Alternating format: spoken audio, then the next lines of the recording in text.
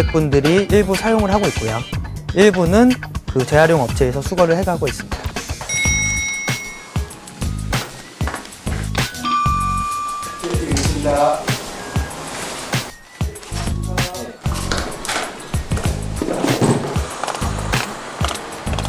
재활용품은 일종의 쓰레기죠. 그래서 일주일에 한 번씩 버리는 것도 번거로울 때가 있습니다.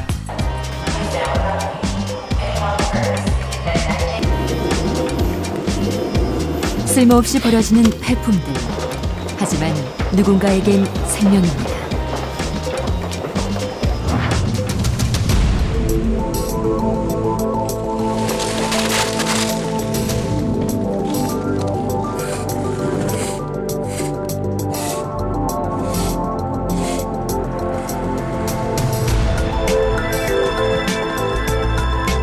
근데 요거 다 아니면 돈이 나올 필요 없거든.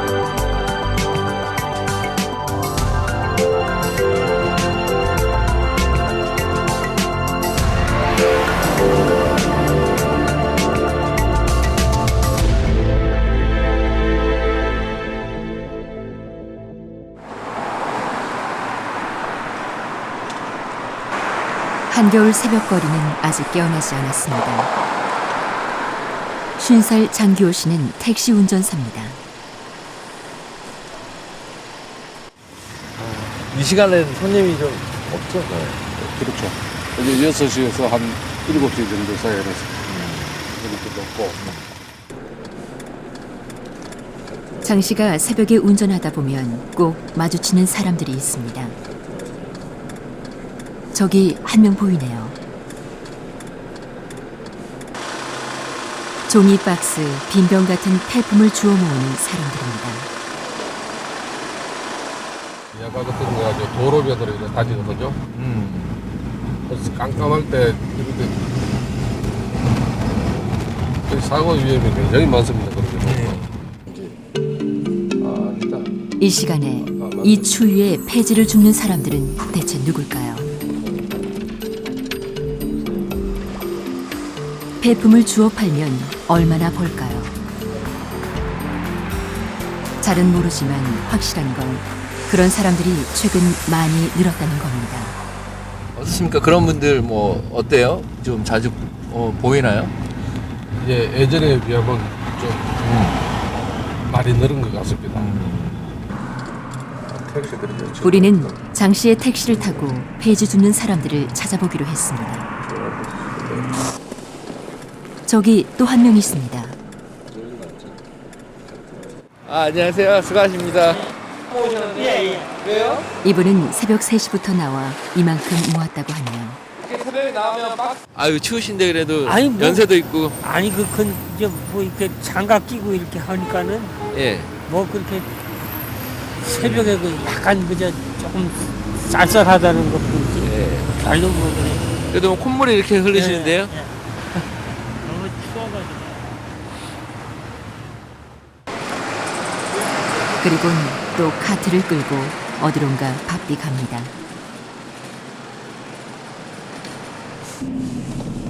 골목이 아닌가? 저기 또 한 명.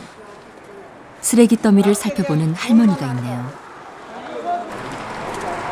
유모차엔 종이 박스 하나가 달랑 실려 있을 뿐입니다. 호텔 요 빨간 불 예, 예.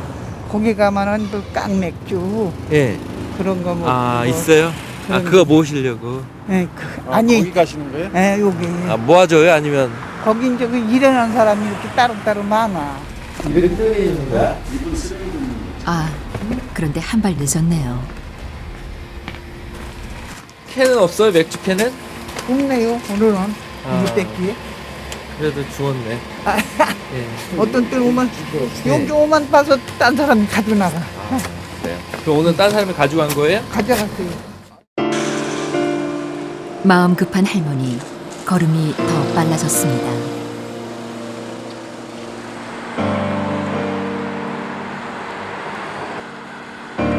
영하 10도의 한파 속에 눈까지 내리기 시작합니다. 아침 5시 30분, 고물상이 문을 엽니다.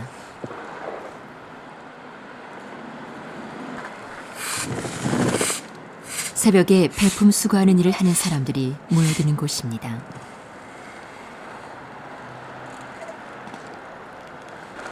안녕하세요. 할아버지 한 분이 들어옵니다. 오늘 안 추우세요? 좋아요. 바닥에 설치된 저울에 짐을 내려놓습니다.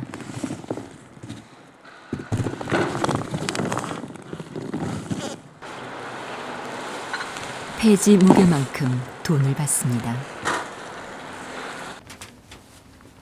어르신 잠깐만요. 제가 한 번 여쭤보. 지금 얼마 받으신 거예요? 보고 준 대로 받았으니까. 얼마예요? 4,500원. 몇 킬로예요? 28kg. 폐지 1kg에 150원 정도 받습니다. 자식들을 못하게 하자면 나는 가만히 있을 수가 없어요. 왜요? 그저 하고 싶어서. 아, 이거 돈 받으셔서 뭐 하세요? 그저 한 년 주머니에 담고 쓰지요. 뭐 사 먹기도 하고. 아끼도 하고. 예. 생활하시는 게 이제 좀 많이 도움이 되세요? 그저 요거 다 아니면 예. 돈이 나올 데가 없거든. 예. 5, 60대도 덜어 있지만 대부분이 7, 80대 노인들이 폐품 모으는 일을 합니다. 난로가 있는 사무실은 피난처 역할을 톡톡히 합니다. 온몸을 녹이고 막걸리 한 잔으로 목을 축입니다.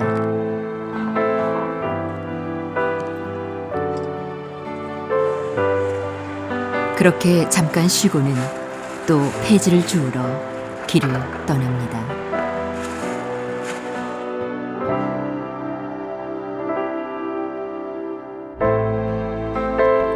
서울시 관악구 53만여 명이 모여 살고 있습니다. 우리는 한 지역 정책 연구소와 함께 이 지역의 재활용품 수거업체를 조사했습니다. 조사 결과 서울시 관악구에는 모두 30개의 수거업체가 있는 것으로 파악됐습니다. 폐품을 팔러 오는 노인의 수는 한 업체당 평균 40명 정도. 관악구에만 노인 1000명 이상이 폐품을 줍고 있는 것으로 추정됩니다. 할아버지 할머니들이 아무리 정정하시다 해도 상대적으로 노동 능력이 굉장히 떨어지시고 또 이제 그 뭐 기술 같은 게 없으시고 이런 분들은 쉽게 이제 들어가고 또 당신이 정 아파서 못하면 또 빠질 수 있고 이런 일이기 때문에 비공식 노동이 그나마 장점이 그건 것 같아요. 길 건너편에 할머니 한 분이 보입니다. 고물상에 폐품을 팔러 오셨네요. 정수기도 있는데 좀 비싸게 받을 수 있을까요?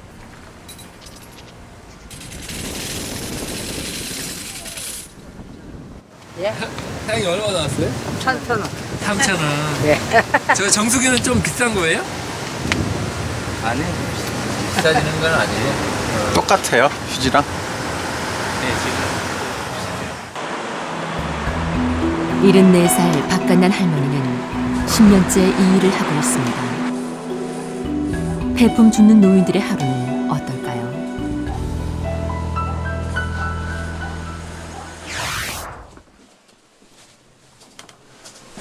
할머니. 다음 날 아침 일찍 할머니가 살고 있는 지하방을 찾았습니다. 할머니는 일 나갈 준비를 하고 있습니다. 장갑을 2개를 끼우셨네요. 예. 한 개 손수로 안 돼. 그럼 2개 끼면 손 안 시려우세요? 그래도 손수로요. 박 할머니는 주로 주택가에서 폐품을 모읍니다.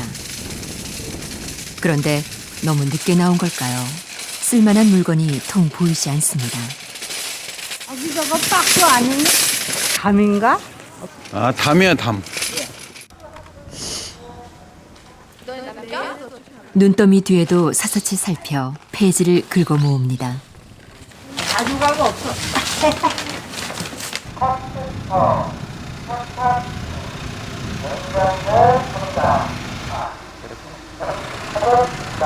요즘엔 트럭으로 폐품을 수거하는 사람들도 많아 더 힘들어졌습니다. 저쪽에 재활용품이 모아져 있는 것이 보이네요. 걸음이 빨라집니다. 왜요? 아니? 빵수 가져가나 물어봤어. 네, 갖고 왔고요. 아 그러세요? 네. 아, 할머니가 박스 주우시는데. 네, 아니 나도 그냥 주인 거예요. 예. 갖고 왔어요. 아, 어르신들 저기 고물상에 갖다 파시는 거예요? 예, 아니 나 담배값에 살려고 좋으니까. 아이고, 알겠습니다. 예. 아쉽게도 주인이 있었습니다.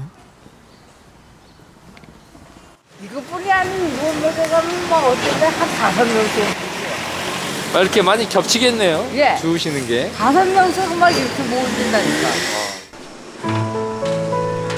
오후 2시 할머니는 점심을 먹으러 집에 잠깐 들렀습니다. 된장국에 반찬은 김치 딱 하나입니다. 반찬 뭐 사먹고 하면 돈이 많이 들어가요. 그럼 반찬 같은 건 주로 평상시에는 어떻게 해 드세요? 그 따는 대로 그냥 먹어요, 뭐야. 오후에 집을 나서자마자 폐품을 건네는 이웃이 있네요. 예감이 좋습니다.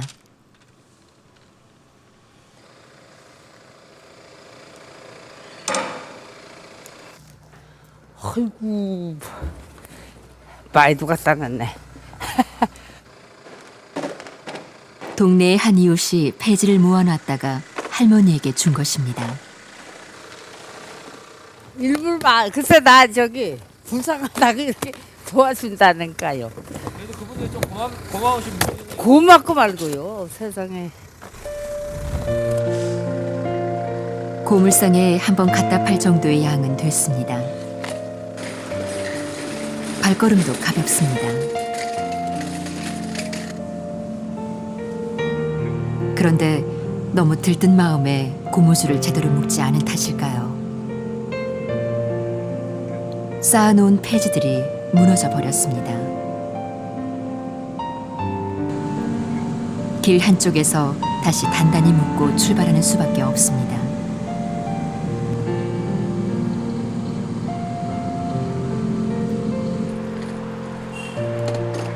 할머니가 고물상에 도착했습니다.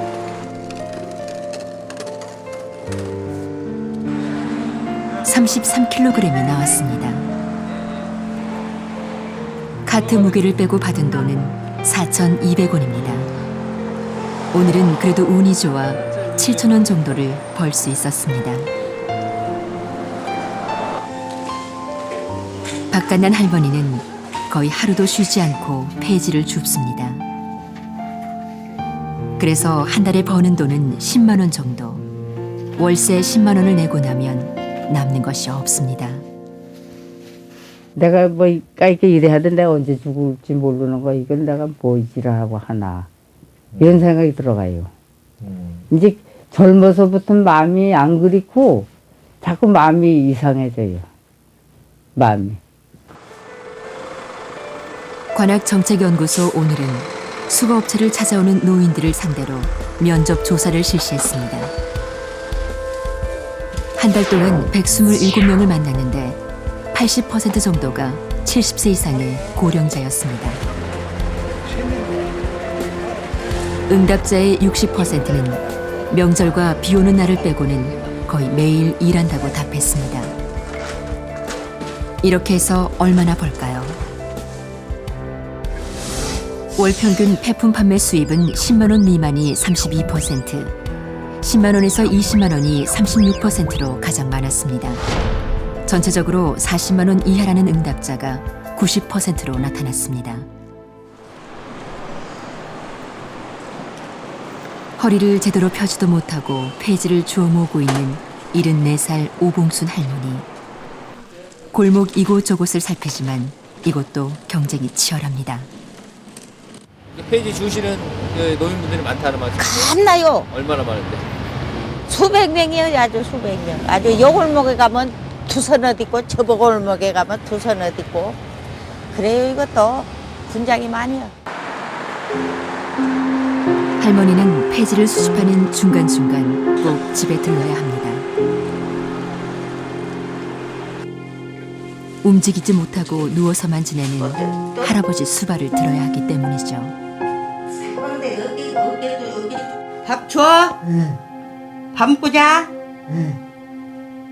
그래, 밥 덤겨줄게 또.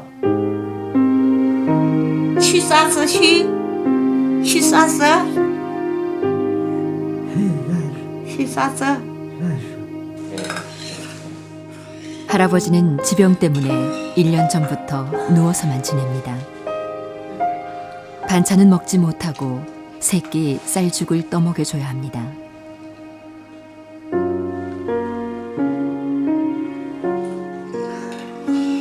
할아버지, 할아버지, 어디가 편찮으세요? 사방이 다 아파. 안 아픈 데가 없어. 예. 안 아픈 데가. 오봉순 할머니 가게의 한 달 수입은 기초노령연금과 폐지 수입 등을 합쳐 35만 원 정도 됩니다. 내가 이 양반 보통 그래요. 나 죽으면 따라오려고 이러고 안 죽냐고 어디서. 내가 죽어야 해요. 첫째는 내가. 세상도 귀찮고 아주. 자식들 보기도 미안하고. 우리나라에는 제정된 지 10년 된 국민기초생활보장법이 있습니다. 생활이 어려운 사람에게 급여를 줘 최저 생활을 보장하는 것이 목적입니다. 수급자는 급여를 받는 사람을 뜻합니다.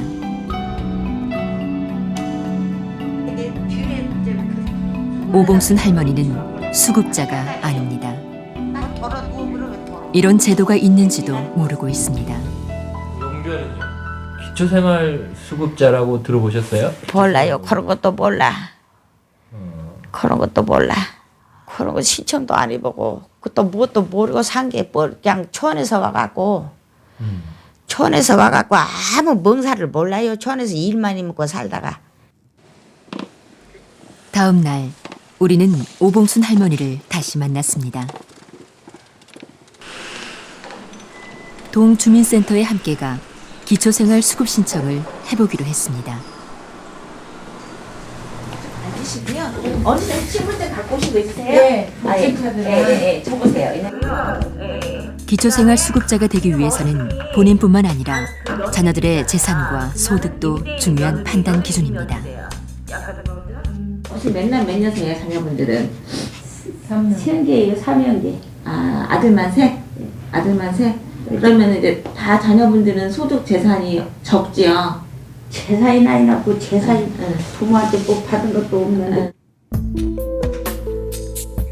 작성해야 할 신청서만 14페이지입니다.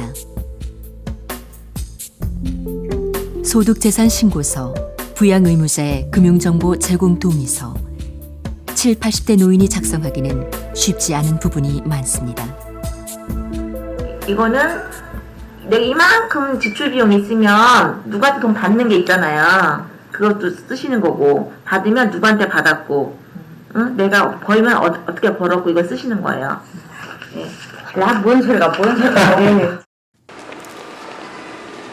주위 사람들의 도움을 받아 신청서를 작성하고 한 달이 지났습니다.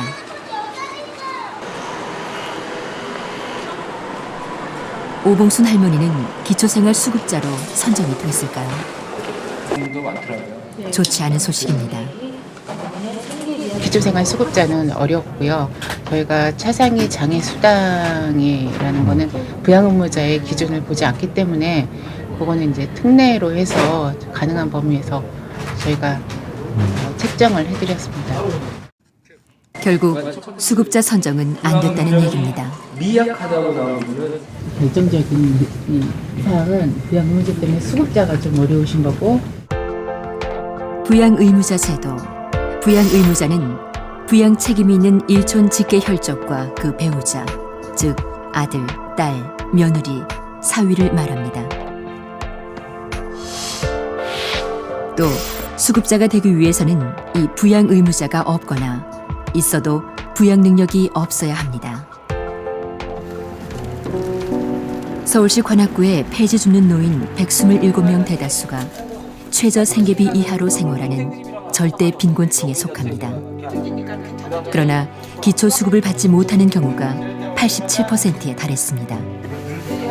수급자가 되는데 가장 큰 걸림돌은 자식이 있다는 것.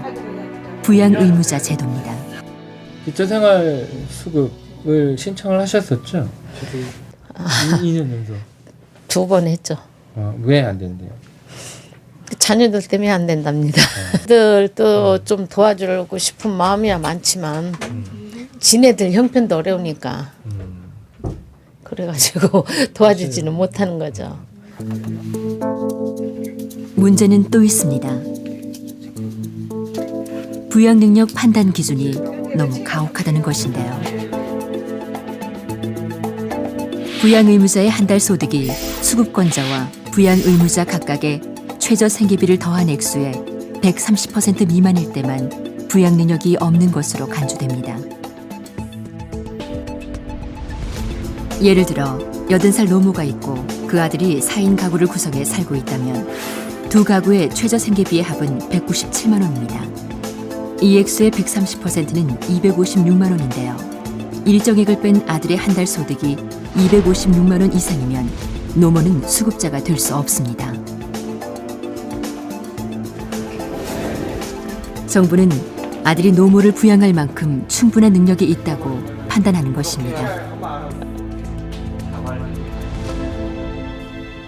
실질적으로 부양 의무가 있는 자녀만 골라내는 방식이 되어야 하는데 현재 우리나라 제도는 그와는 반대입니다. 모든 자녀는 부양 능력이 있다라고 간주를 하고 그 다음에 이러이러한 경우는 부양 능력이 없어라고 이렇게 뽑아내는 거죠. 근데 사실 그것보다는 제가 주장하는 바는 모든 자녀는 부양 능력이 없어라고 간주를 하고 거기서 부양 능력이 있는 자녀를 뽑아내는 방식이 더 적합할 것 같아요. 서울 상계동의 이 연립주택엔 한 노부부가 살고 있습니다. 84살 전범손 할아버지는 중증 장애인입니다. 일어나실 수 있으세요? 이쪽이 해야 걷는 것 좀 한번 보게. 지금 상태가 어떠신지 걷는 것 좀 보게. 76살 황말철 할머니는 당뇨 합병증으로 백내장을 앓고 있습니다.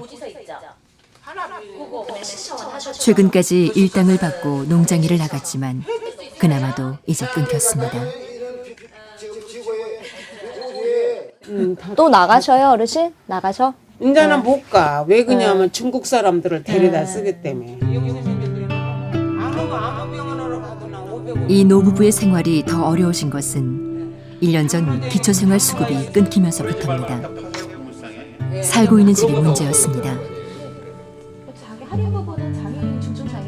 지금 자가를 소유하고 계셔서 지금 집이 공시가격이 오르면서 원래 쭉 수급 보호를 받아오시다가 작년에 기초수급 자격이 중지가 되신 세대세요.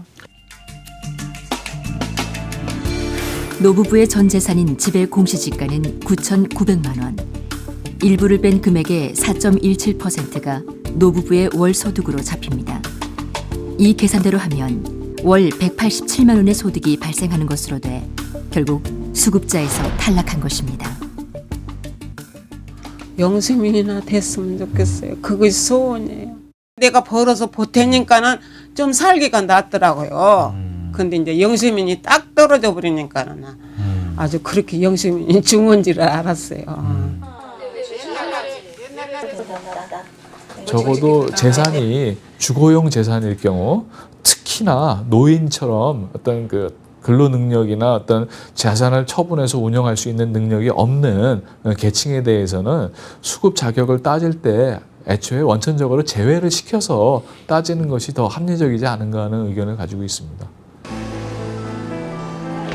고물상 앞에 줄지어 세워진 리어카는 폐지 줍는 노인들이 사용하는 것들입니다.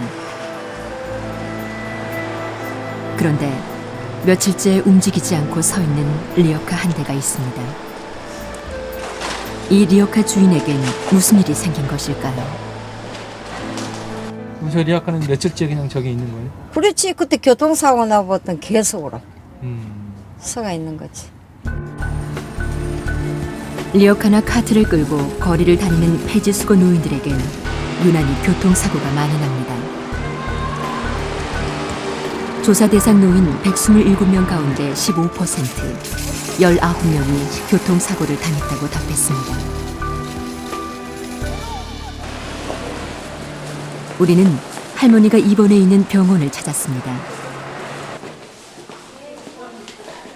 82살 이상희 할머니는 한밤중에 리어카를 끌고 가다 차에 치였습니다.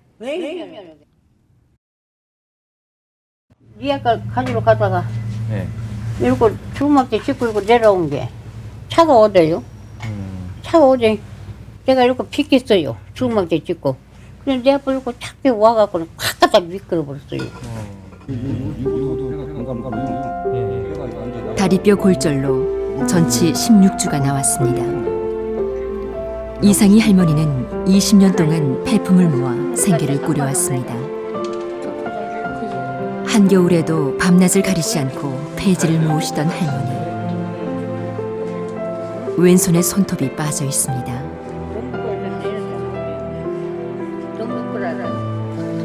그럼 왜 이렇게 됐어요? 손이 파져졌다 얼어갖고 손이라도. 불도 피워 손을 녹여봤지만 동상을 피할 수는 없었습니다.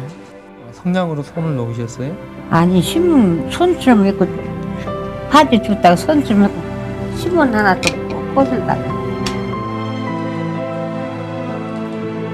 아들 박양규 씨는 낮엔 어머니 간병을 합니다. 엄마 잘 있어? 잘 계세요? 다음에 내일 올게요.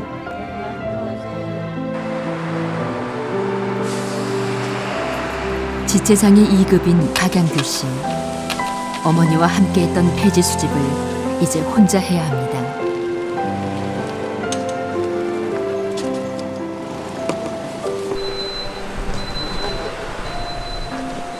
한쪽 팔만 쓸 수 있는 박 씨에겐 쉽지 않은 일입니다. 버렸네. 끈을 묶을 땐 입을 써야 합니다.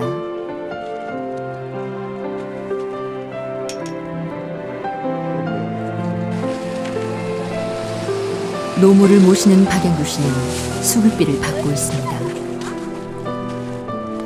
3인 가구로 최대로 받을 수 있는 수급액이 96만 원이지만 폐지 수입 등을 빼고 68만 원 정도를 받습니다. 이 돈으로 월세 50만 원을 빼면 생활비가 턱없이 부족합니다. 이거 말고는 다른 방법이 없어요? 없어. 절대 없어요. 폐지 말고 다르게 뭐 돈을 벌어볼 방법이 없을까요? 없어요. 좀 알아보셨어요? 다른 데? 알아보기도 없고 나 같은 사람 누가 써줘요? 우리나라의 기초생활수급비는 최저생계비를 기준으로 부족한 부분을 채워주는 방식으로 산정됩니다.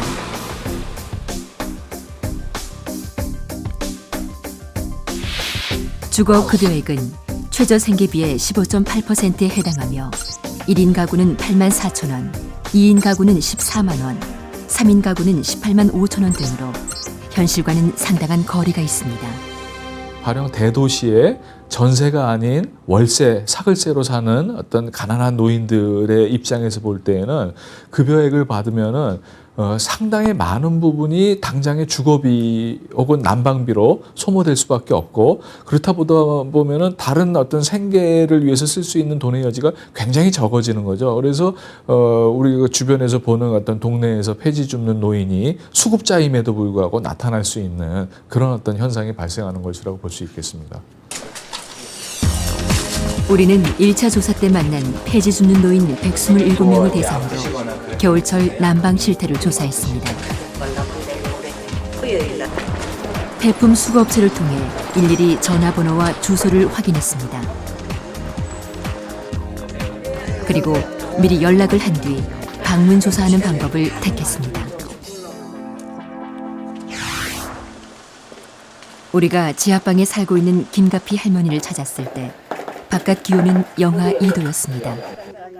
할머니는 방 안에서도 몸을 꽁꽁 싸매고 있었습니다. 방 안의 온도는 4도, 냉기가 느껴집니다.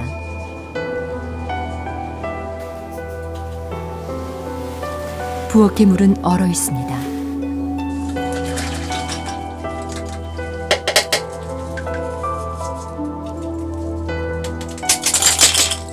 집에 있으면 추워서 못 있어서 나가버려요. 그럼 나가서 어디 가세요? 아니 고물상에 거기 불 쬐고 방에도 들어가고 그 아울렛 백화점이 있잖아요. 거기 들어가면 훈훈하잖아요. 거기 가서 이제 몸 녹이고 그래요. 열화상 카메라로 집 내부를 촬영해봤습니다. 주위보다 온도가 낮은 곳은 파란색으로 표현됩니다. 발의 표면 온도가 22점. 붉은색으로 보이는 발 부분의 온도는 18도, 파란색 방바닥은 4.4도로 측정됩니다.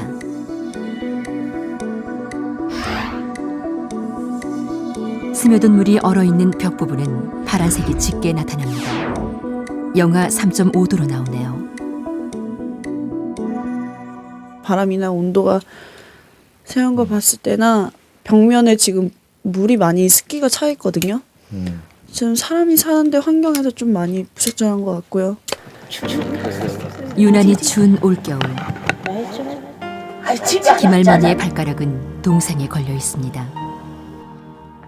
이 동상에 왜 걸렸는지 지금 설명 좀 해주세요. 아 추우니까 찬데 네. 추운데 하루 종일 돌아다니자 밤낮 돌아다니잖아요. 그래서 그래요. 여기 난방하시는 게 할머니는 올겨울 내내 전기장판 하나로 버티고 있습니다. 그리고 소비가 너무 비쌌으면 계속 떼도 못해요. 이제 들어만 잠깐 캐고 이제 아침에 일어나면 잠깐 캐고 나가면 꺼버리고 그렇지요. 석유가 비쌌잖아요 지금. 소득의 10% 이상을 광열비로 쓰는 가구를 에너지 빈곤층이라고 부릅니다. 우리가 조사한 폐품 수거노인 37가구 가운데 33가구, 89%가 에너지 빈곤층에 속해 있습니다. 특히 광열비로 한 달에 5만 원도 쓰지 못하는 5가구의 평균 실내 온도는 11도 정도로 나타났습니다. 광열비를 줄이기 위해 난방을 거의 하지 않거나 난방을 해도 상당한 경제적 부담을 느끼고 있습니다.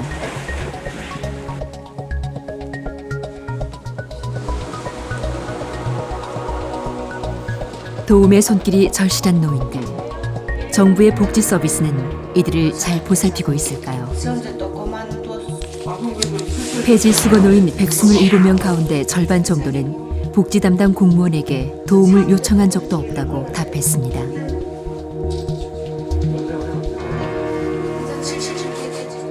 신청은 해보셨어요? 신청도 안 해봤어. 내가 누가 말해준 사람이 없진 게로 내가 가서 뭐라고 오고 말을 해요. 혹시 글자 읽으실 수 있어요? 글자도 못 읽어. 이런 복지 사각지대를 줄이기 위해 발벗고 나선 곳이 있습니다. 서울 상계오동 주민센터. 사회복지사 3명과 행정직 3명, 모두 6명이 복지 업무를 담당하고 있습니다. 사무실 업무는 행정직이 맡고 사회복지사들은 현장 근무에 전념합니다. 안녕하세요. 동사무소인데요. 예, 지금 댁에 계세요? 예, 지금 저희가 좀 찾아뵐게요. 사회복지사 2명이 혼자 살고 있는 할머니를 찾아왔습니다. 아, 안녕하세요, 어르신. 안녕하세요, 어르신. 네, 동사무소에서 왔어요. 아침에 전화 네. 드렸었죠? 예, 네. 잠깐 좀 들어가도 되겠어요? 예. 집 내부는 몸을 둘 데가 없을 정도로 정리가 안 돼 있습니다.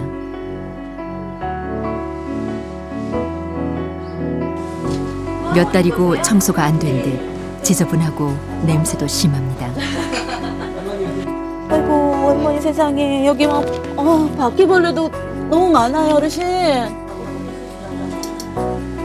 열일 제쳐두고 집 청소와 소독부터 해야겠네요. 저희가 소독을 무료로 해드리는 서비스가 있어요. 그런 기관이 있으니까 그런 기관 쪽에서 한번 연결을 해가지고 한번 해볼까요? 또 김할머니가 받을 수 있는 복지 서비스를 자세히 안내하고 신청까지 도와줍니다. 국민기초수급자라는 게 있는데 그거를 신청을 하시면 어르신은 이제 별반 문제는 없을 것 같은데 자녀분들이 어떻게 사시는지 그거를 좀 추가로 조사를 해서 어르신을 도움 드릴 수 있으면 법적으로 좀 도움을 드리려고 하거든요. 서울시 노원구는 지난해부터 구청 직원 37명을 동주민센터에 배치해 복지 행정 업무를 맡게 했습니다. 대신 사회복지사들은 현장을 발로 뛰어 복지 서비스에서 소외된 빈곤층을 찾습니다. 이제야 사회복지사가 자기 일을 찾은 셈이네요. 현실적으로 우리나라의 이제 기초수급권자를 포함한 차상위 계층들을 현재 있는 사회복지사들이 감당하기에는 너무 인원이 많습니다. 그래서 근본적으로는 사회복지 전담 공무원을 늘려주거나 아니면 일반직 공무원이 사회복지직으로 더 전환하거나 해서 실질적으로 우리 사회의 약자를 돌볼 수 있는 전문 인력이 늘어야 됩니다.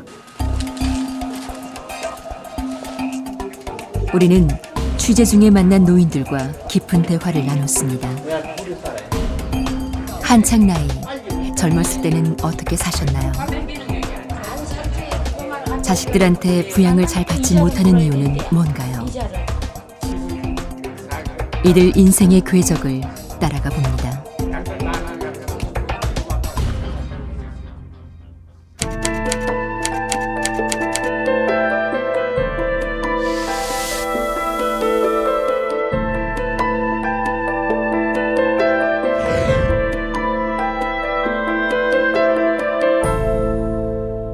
내 재산도 없고 시골에서도 이러다 보니까 서울로 올라왔지요.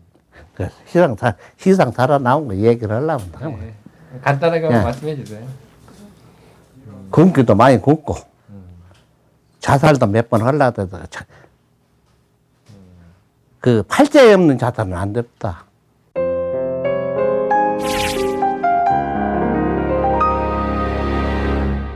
파출부도 댕기고 안 입은 게 없어요. 장사한다고 해가지고 재워 먹고 살고 애들 국민학교 중학교 가르치면서 먹고 살고 그러고는 또 뭐 나중에는 장사도 안 되고 그래서 또 파출부를 댕겼어요.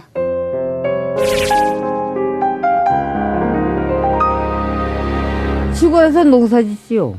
나무 땅 걷어가지고. 그럼 뭐 그거 뭐 빚다 갚으면 뭐가 있어요? 농사가 잘 되면 또 괜찮은데 농사 잘못되면 뭐 다 죽고 뭐 하면 뭐 그거 땅값 뭐 주면 뭐가 있어요?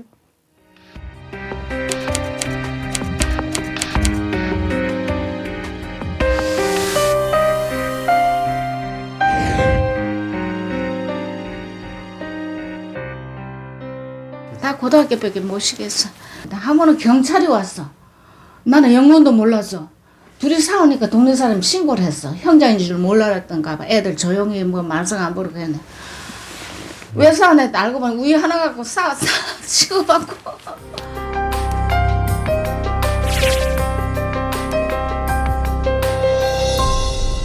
자녀분들 있어야 내가 옛날에 없이 살아서 못 가르쳐서 하나도 직업이 없어. 주들 동사건데 출수가 있어야지. 주들이 벌어먹고 있는 게 돈 100만 원 벌어갖고 어쩌고 저쩌고 생활을 해야지. 어쩌고 저쩌고 생각을 해봤죠.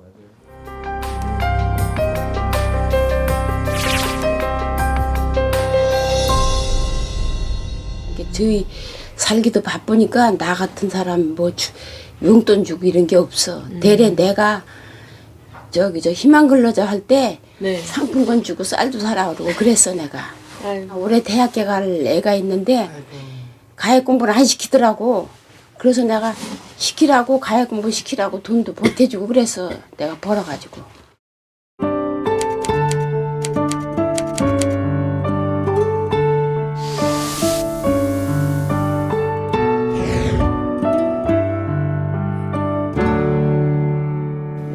근데 저기가 어디 있어요? 먹고 살기가 바빴는데 그 시절에는. 지금 젊은 사람들은 뭐 노후 대책이니 뭐니 하지만은 우리 애들을 키우치기면 힘들었어요. 노후 대책 생각 안 해보셨어요? 생각도 못 해봤지요.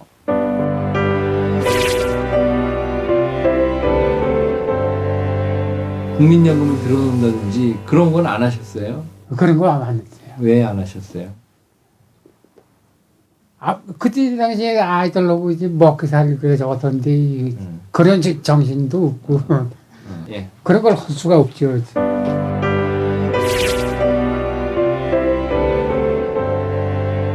지금까지 좀 쭉 살아온 인생을 한번 되돌아보시니까 좀 어떠셨던 것 같으세요? 아이 죽고 싶은 생각밖에 없어요. 왜 그런 생각이 드세요? 왜 그런 생각이 드세요? 아이 맨날 살아봐요. 고생만 하고 마음대로 대도 안 하고 자식들도 마음대로 대도 안 하고. 아이 저녁에만 맨날 아이고 이대로 눈 안 떠지면 쓰겠다.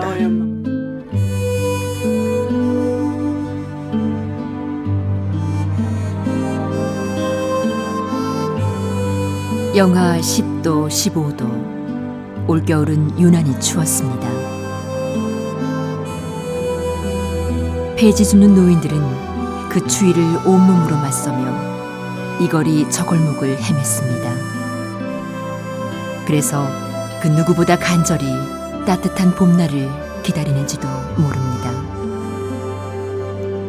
계절은 결국 바뀌겠지만 이 노인들에게 인생의 봄날이 다시 찾아올 수 있을까요?